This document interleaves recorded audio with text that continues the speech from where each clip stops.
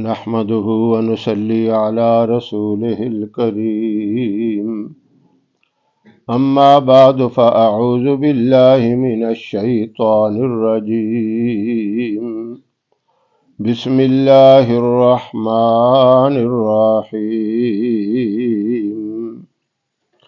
بلى من كسب سيئة وأحاطت به خطيئته فأولئك أصحاب النار هم فيها خالدون والذين آمنوا وعملوا الصالحات أولئك أصحاب الجنة هم فيها خالدون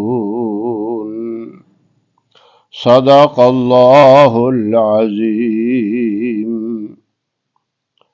محترم سامعین و ناظرین، سورہ بقرہ کی آیت نمبر 81 اور 82، 81 اور 82 تلاوت کی گئی ہیں۔ بلا من کسب سیئۃ واحاطت بہ خطیئتہ، کیوں نہیں جنہوں نے گناہ کیا، گناہ کمایا اور ان کے گناہوں نے، ان کی خطاؤں نے ان کو گھیر لیا۔ فَأُولَئِكَ أَصْحَابُ النَّارِ، یہی لوگ ہیں جہنم والے، ہم فیہا خالدون، اور اس میں ہمیشہ رہیں گے۔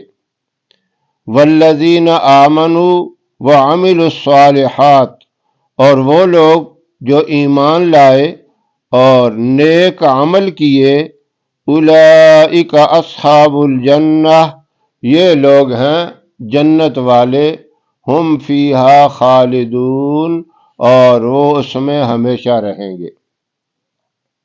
اس سے قبل قوم بنی اسرائیل نے، یعنی یہود نے یہ کہا تھا کہ ہمیں آگ ہرگز نہیں چھوئے گی، اگر ہم جہنم میں گئے تو چند دن جائیں گے۔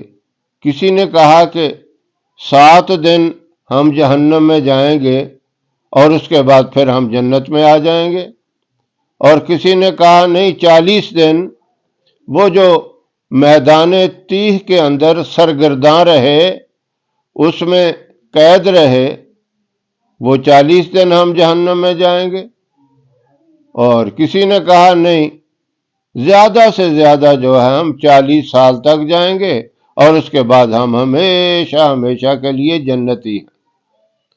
اب اللہ رب العزت نے ان آیات مبارکہ کے اندر یہ جواب دیا، بلا من کسب سیئۃ، کیوں نہیں جنہوں نے گناہ کمایا، گناہ کرتے رہے، غلط کام کرتے رہے، برائیاں کرتے رہے، اور اتنے گناہ کیے کہ ان کے گناہوں نے ان کو گھیر لیا۔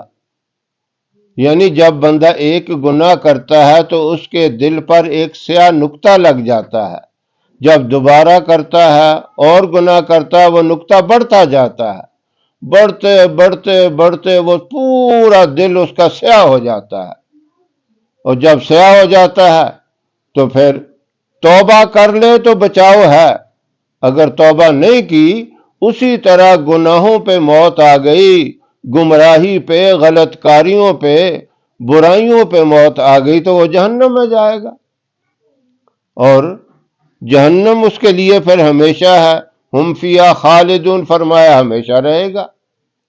یہ ایک قانون ہے، یہ ایک ضابطہ ہے، برائی کرنے والا جہنم میں جائے گا، اور اللہ کا یہ نظام، یہ قانون ہے، جو ایمان لائے اور اس کے بعد پھر نیک عمل بھی کرتے رہے۔ الا الذین آمنوا وعملوا الصالحات، ایمان بھی لائے اور اعمال بھی صالحہ کیے، اور اسی پر ان کی زندگی گزر گئی، نیک عمل کرتے کرتے اسی طرح موت بھی آ گئی، یہ لوگ ہیں جنت والے، ہم فیہا خالدون، اور وہ جنت میں ہمیشہ رہیں گے۔ اب یہ اللہ نے ان کا جواب دے دیا ان آیات مبارکہ کے اندر۔ قرآن کریم کی اب عظمت کو دیکھیں۔ آپ صلی اللہ علیہ وسلم نے فرمایا کہ جو قرآن پاک کو پڑھتا ہے وہ یوں سمجھے کہ اللہ سے باتیں کرتا ہے، اللہ سے ہم کلام ہوتا ہے۔ اور جو قرآن پاک پڑھنے والے ہیں، جہاں قرآن کا درس ہو، پڑھا جائے، قرآن پڑھایا جائے، آسمان والوں کو یوں نظر آتا ہے جس طرح ہمیں آسمان پہ ستارے چمکتے نظر آتے ہیں، اس طرح وہ گھر چمکتے نظر آتے ہیں۔ فرشتے آتے ہیں، گھیر لیتے ہیں ان گھروں کو جہاں قرآن کریم پڑھا جائے، پڑھایا جائے، قرآن پاک کا درس ہو، سمجھایا جائے، تو فرشتے گھیر لیتے ہیں۔ فرشتے بھی خوش ہوتے ہیں، تانتا بن جاتا ہے فرشتوں کا، آسمانوں تک تانتا بن جاتا ہے۔ اللہ رب العزت عالم الغیب ہیں، جاننے کے باوجود پوچھتے ہیں میرے بندے کیا کر رہے تھے؟ فرشتے عرض کرتے ہیں اللہ تیرا کلام پڑھ رہے تھے، اس کو سمجھ رہے تھے، سمجھا رہے تھے، پڑھا رہے تھے۔ اللہ کہتے ہیں تم گواہ رہو، میں نے ان کو بخش دیا، میں نے ان کو معاف کر دیا۔ یہ کتنا بڑا انعام ہے قرآن کریم کا پڑھنا۔ حضرت کعب بن احبار رضی اللہ تعالیٰ عنہ فرماتے ہیں میدان حشر میں قرآن پاک آئے گا اور بول پڑے گا۔ جب عذاب آئے گا چاروں طرف سے، گرمی کی شدت ہوگی، قرآن بول کر کہے گا کہ یہ بندہ تو قرآن پڑھتا تھا، قرآن پہ عمل کرتا تھا، قرآن کا درس سنا کرتا تھا یا پڑھایا کرتا تھا۔ وہاں بول کر کہے گا، اللہ رب العزت فرمائیں گے کہ اس بندے کو جنت کی پوشاک، جنت کا لباس پہنا دو، اس کو تاج پہنا دو۔ پھر اللہ پوچھیں گے اس قرآن سے اب تو راضی ہے؟ وہ کہے گا نہیں، اب بھی میں راضی نہیں ہوں۔ اس کو جنت میں داخل کیا جائے، اس کے دائیں ہاتھ میں جنت کے داخلے کا پروانہ، سرٹیفکیٹ دے دیا جائے گا۔ پھر پوچھا جائے گا تو راضی ہے؟ کہے گا نہیں۔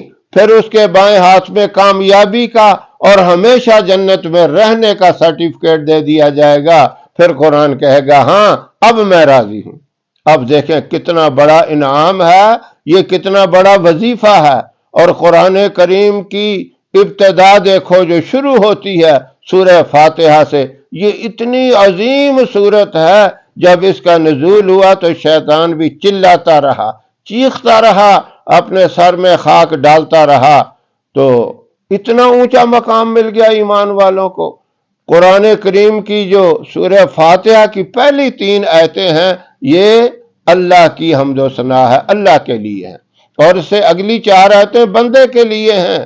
بندہ جب اللہ کی تعریف کر کے اپنے لیے دعائیں مانگتا ہے، اللہ انعامات کی بارش اور انعامات کا نزول اس کے اوپر کر دیتا ہے، اس کی دعائیں قبول ہوتی ہیں۔ یہ سورہ فاتحہ کا عمل بہت اونچا عمل ہے، اس لیے نمازوں میں، فرضوں میں، سنتوں میں، وتر ہوں، نفل ہوں، تہجد کی نماز ہو، یہ پڑھنی ضروری ہے۔